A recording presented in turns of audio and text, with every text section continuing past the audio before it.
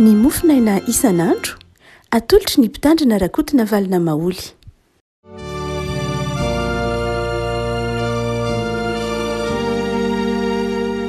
Famirahaba antsika rehetra ry avako malala tratra ity alakamisy fa 12 ny volana novambra ity dia manonona fiadanan'i Jesosy Kristy Tompo amintsika. Ny mofinaina antsika anio dia ny Isaia toko 420, Isaia toko 420 ny andiny voalohany ka hatramin'ny andiny 120. Vakintsika amin'ny anaran'i Jesosy. Dia tahaka ny fandevon'ny afo ny tapakazo maina sy ny fampangotraky ny afo ny rano mba ampahafantatra ny fahavalinao ny anaranao ka angovotra eo anoloanao ny jentilisa. Raha nanao zava-matahotra izay tsy nantenaina ianao dia nidina ka nilolo teo anoloanao ny tendrombohitra. Fa hatrahatr'izay dia tsy mbola reny olona na noenoiny nahitany masony zan'Andriamanitra miasa ho an'ny miandry azy hafa-tsy ianao.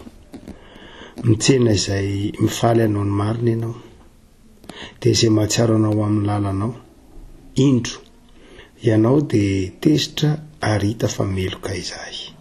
Hatramin'ny ela dia izany ny toetraika dia hovonjena fa samy efa tahaka ny olo maloto izay rehetra ary tahaka ny lamba misondra ny fahamarinana rehetra malazo tahaka ny ravina izay rehetra ary ny elokay mipaokanay tahaka ny rivotra. Tsy misy miantso ny anaranao na mifohy fikitra aminao fa efa nanafina ny tavanao taminay ianao ka nandevina anay noho ny elokay. Fa ankehitriny Jehovah rainay ianao. Izahay dia tany manga ary ianao ny mpanefy anay ary asan'ny tananao izay rehetra. Aza dia tezitra mafy loatra Jehovah ary aza dia mahatsiaro eloka mandrakizay. Masina ianao tsy njofo fa olonao izay rehetra. Tonga efitra ireo tanànanao masina eny tany lava volo Siona ary efa lao Jerosalema. Ny tranonay masina sady mendrika izay nideran'ny razanay ianao dia voadotry ny afo ary rava ny zavatra mahafinaritra rehetra ary mbola mahatsindry fo amin'izany zavatra izany ihany va ianao Jehovah. Hangina va ianao ka ampahory anay mafy loatra. Ray masino manamasinanay ny fahamarinana miteninao ny fahamarinana. Amen. Ity bokin'ny Isaia toko 420 ty dia ao anatiny ataontsika hoe fiekenkeloka. Izay boky na faminaniana efa nosoratana amin'ny fotoana izay hanarenana ny zanak'Israely ny firenena.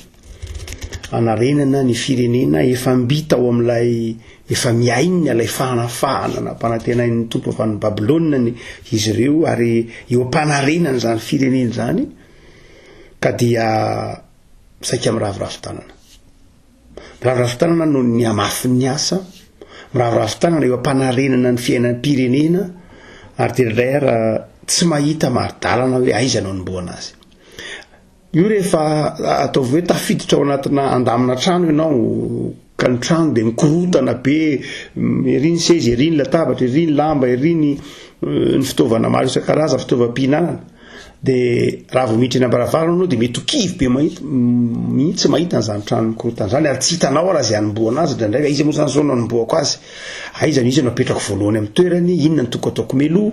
Dia very maladalana tahaka izany zanak'Israely rehefa miverina avy any amin'ny fahababoly.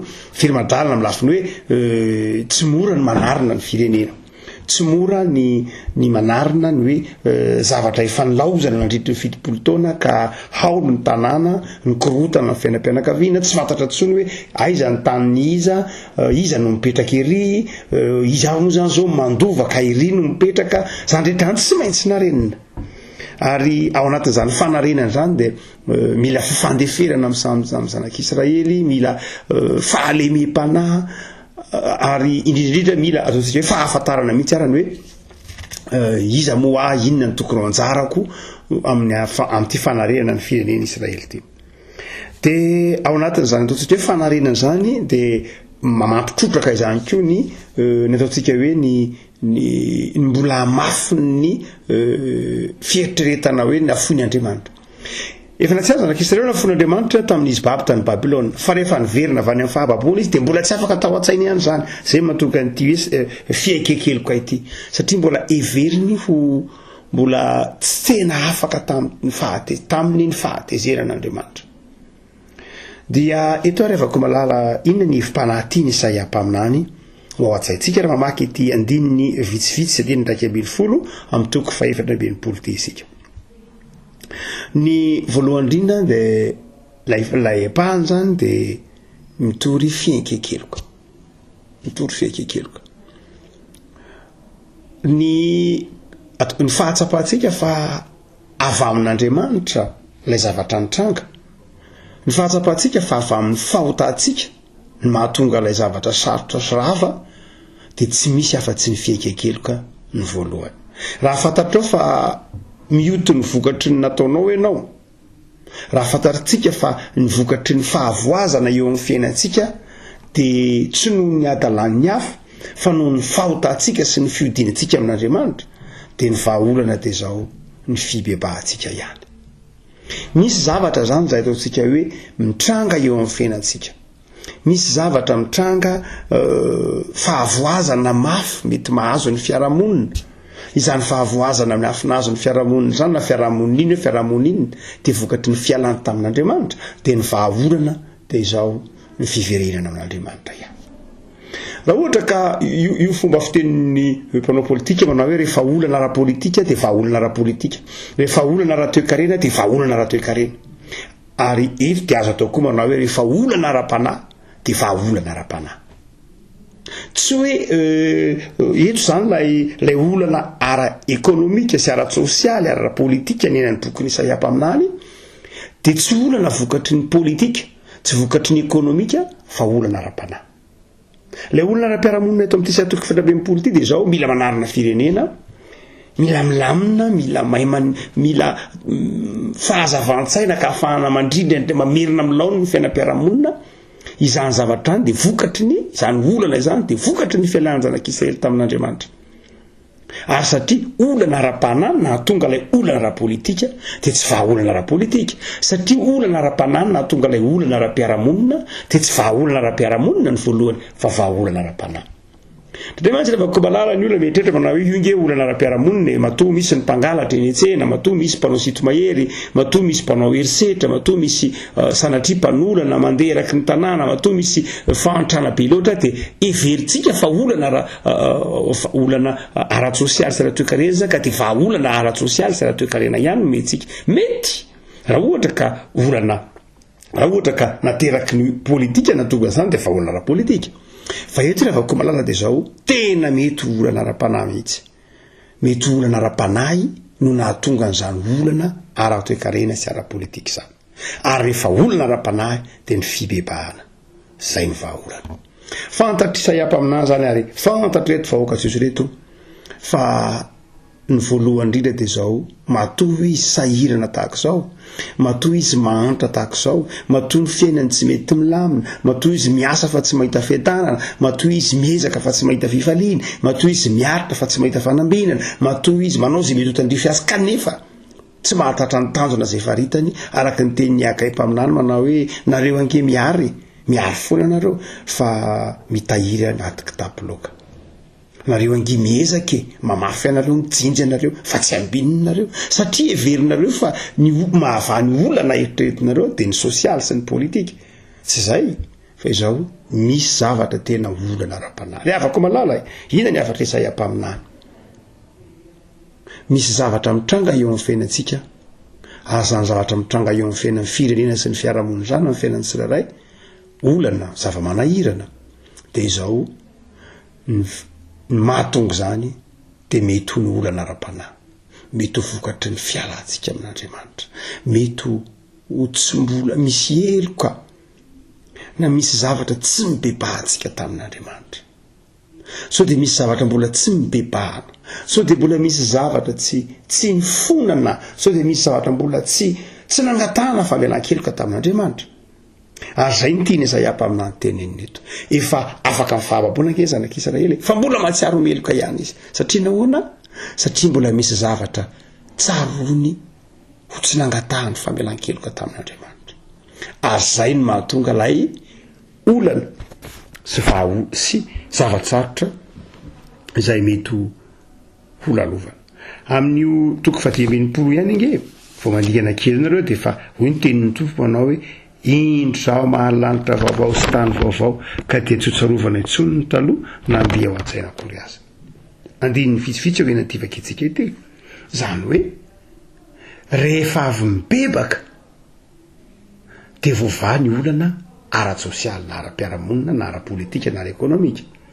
Ay le fibebahana, ay le fifonana, ay le fiverenana sy le fiaikekeloka no namala olana rehetra. Rehefa ko malala ity sy Isaia mpaminany ity zany toko 4:20 dia mitaona ny olona amantatra ny tenany. Zany hoe raha ohatra ka mijery ilay olana ilay zavatsarotra ilay fanarenam-pirenena na ilay fanarenam-piaramonina dia zao tsy any amin'iny aloha ny maso voalohany indrindra fa any amin'ny ankehitriny sy any amin'ny lasanao, any amin'ny tantaranao, any amin'ilay lasa, any amin'ilay ankehitriny sao dia nisy zavatra Andriamanitra tokony mbola nangatahako famelan-keloka taminao, tsy tsaro kokory. Ankehitriny dia mifona, mandinika ny tenako, mamantatra an'izany rehetra izany.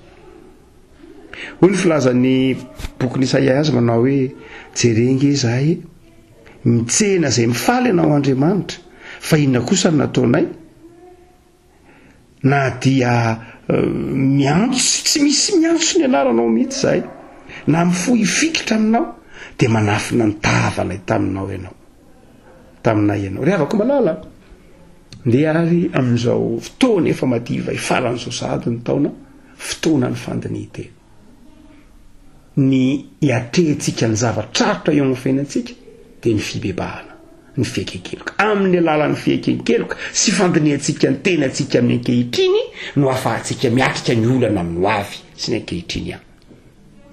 Raha mety azalany andro na mety variana amin'ny fampiasan-tsaina na ny fampiasana ny teknika maro isan-karazany hiatrehana ny olana, ilainy zany. Famelohan'izay dia zao fataro aloha. So dia misy olana ara-panahy mihitsy tsy voavaha. So dia misy olona mety ho manana lahelo aminao. So dia misy olona napatezitra anao. Na misy olona izay nafitohana azy ianao. So dia misy zavatra koa meno toky tamin'Andriamanitra ka tsy vitanao. So dia misy lafin-tsahatra maro samihafa eo amin'ny fiainanao. So dia tsy eo afovoan'ny fiainanao Jesosy. So dia ao aminao ihany Jesosy fa tsy ho inonao ny feo. Ao aminao ihany ny fanamasana, fanampangininao. Zany rehetra zany dia afaka malala no andininy Isaia teny eto hitaomany antsika ny tena manao hoe ny fibebahana sy ny fiaikekeloka dia mamany olam-piaramonina maro samihafa. Fa ny faharoa afaka malala dia nitsika manao hoe ambaran'ny Isaia mpaminany eto fa zava-dehibe ny fiaikekeloka sy ny fibebahana. Fa ny faharoa dia izao raha miaikekeloka ary Isaia eto, raha miaikeloka isika dia mitodika amin'Andriamanitra. Mitodika amin'Andriamanitra amin'ny alalan'ny finoana fa Andriamanitra manahoana no inoantsika. Dia hoy Isaia mampaminany manao hoe ny Andriamanitra izay hibebahantsika, ny Andriamanitra izay inoantsika dia Andriamanitra izay tsy misy tahaka azy, Andriamanitra miasa ho antsika. Raha miaikeloka isika zany rehefa malala dia miaikeloka ao anatin'ny finoana, miaikeloka ary mibanjina Andriamanitra izay miasa ao antsika. Raha miaikekeloka tsika dia tsy hoe miaikeloka noho ny tahotra, miaikeloka noho ny tahotra ny kapoka na ny orooro noho ny fahatezeran'Andriamanitra. Hoy ny filazany andininy faharoa manao hoe raha nanao zava-matahotra izay tsy nantenainay ianao dia nidina ka ny orooro teo anoloanao tendrombohitra. Ekena fa manana ny heriny sy ny fahefany Andriamanitra. Fa izao rehefa ko malala ny fiaikekeloka takian'Andriamanitra amintsika dia fiaikekeloka ao anatin'ny finoana ny fitiavan'Andriamanitra. Fiaikekeloka anatin'ny finoana fa Andriamanitra izay aneketsika eloka dia Andriamanitra fitiavana. Ary raha ohatra ka mitaizantsika izy misy zava-trarotra mitrangy eo amin'ny fiainantsika noho ny fahotantsika dia tsy nataon'Andriamanitra hamodika antsika izany fa ao anatin'izany zava-trarotra lalovantsika izany dia mbola miasa Andriamanitra, miasa ho amin'ny famonjenantsika.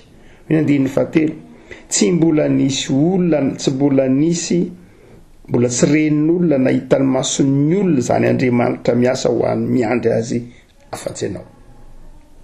Azo adika manao hoe atrizay aryzay tsy mbola ren'ny olona na noenon'ny olona nahitany masony izay Andriamanitra miasa ho an'izay miaikeloka ho an'izay mibebaka afa-tsy ianao.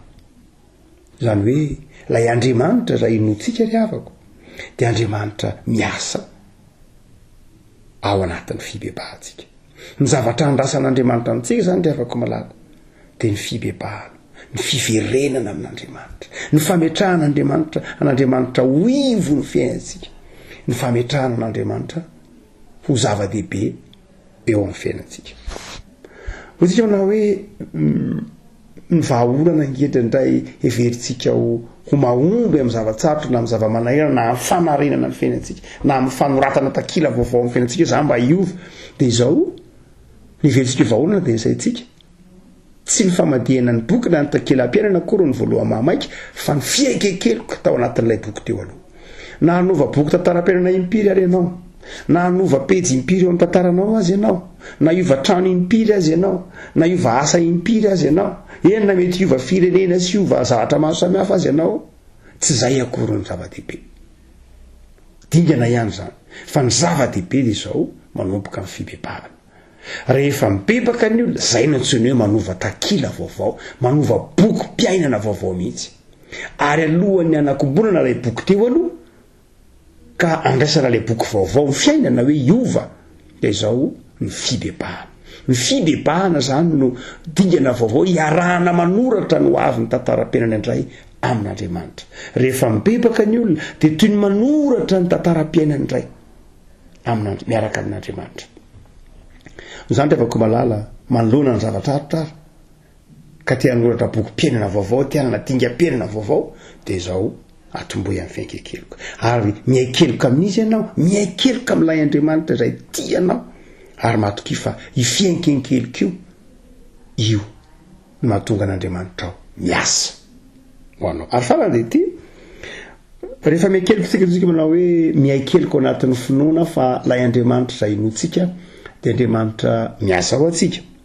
Fa ny faharoa dia izao fiaikekeloka koa fa ilay Andriamanitra izay atontsika dia Andriamanitra izay mahay zavatra rehetra, ary Andriamanitra manana fahefana, Andriamanitra mahavonjy, Andriamanitra tsy haitohaina ny heriny.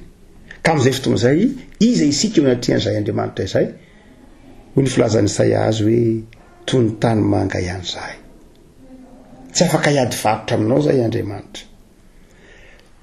Izany rehefa malala ny fiaikekeloka dia fiaikekeloka atao amin'ny finoana, fa fiaikekeloka koa atao anatin'ny fanekena sy ny fanetretena. Izay ngetany mange iza moa izahay izay tsy afaka nibaka anao Andriamanitra, izay ilay fanetretena.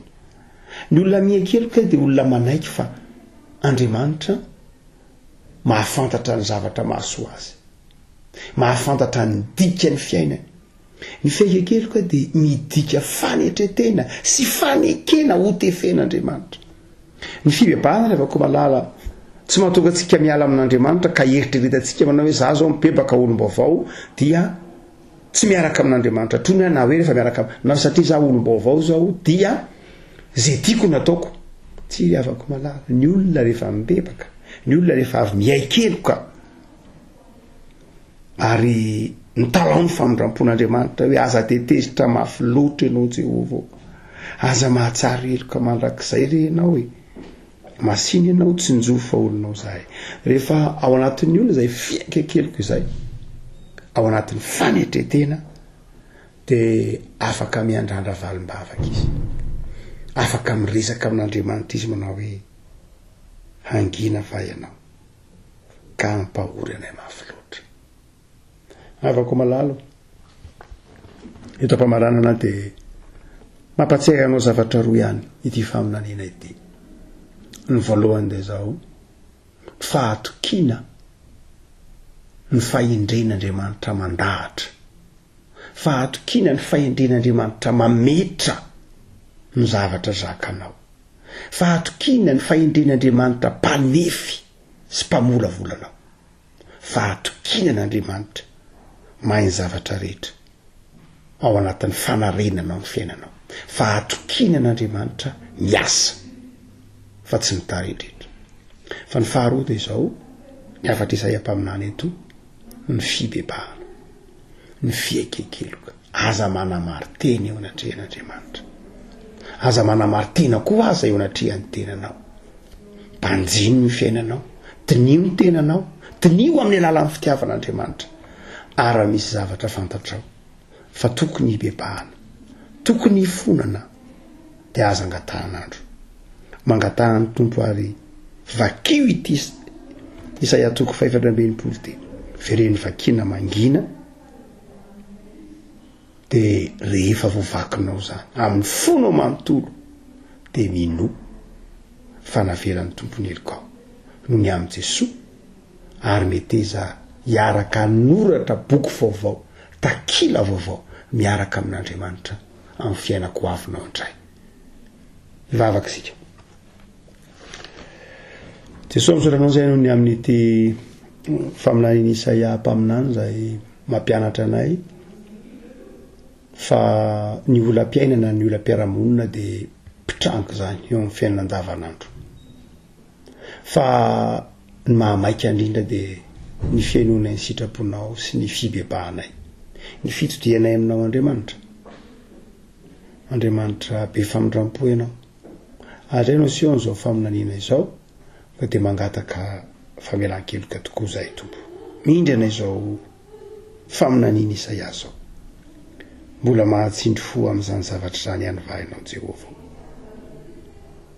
raha mijery ny fantrano firenena izay mijery ny olam-piaramonina izay aza tezitra mafy loatra Jehova fa mety iza hamindra fo mety iza hiditra ntsehatra amin'ny fibebahanay sy ny fifonanay tsy avy ana-mary-teny eto anatrehanao zay tompo isa-tokantrano isam-batan'olo isam-pianakaviana fa mahatsiaro fa ny elokay miboaka anay tahaka ny rivotra fa olana ho anay tompo anatin'izao zava-tsarotra mety ho lalovana amin'ny endrika maro samihafa zao ny fibebahanay misaotra ny amin'ny tokony menao fa fanefenanay izany fa tany manga ihany zahay misaotra no ny tokony menao fa miasa ho an'izay rehetra mibebaka ianao ko dia mametraka ny fiainana eo am-pelantananao zahay ary raha netinisy nampalahelo anao na tamin'ny eritreritra na tamin'ny asanay na tamin'ny fihetsika na nisy zavatra nandrasanao tsy vitanay na nisy zavatra nataonay tsy mifanaraka tamin'ny sitraponao